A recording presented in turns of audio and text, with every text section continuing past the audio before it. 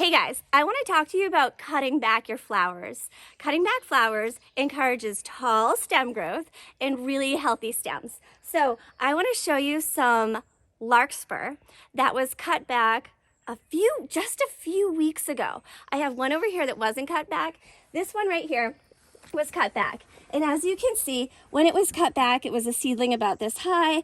I cut it back here, and now it has these side shoots that are growing, and they're getting nice and long. And so all these side shoots will produce beautiful cut flowers.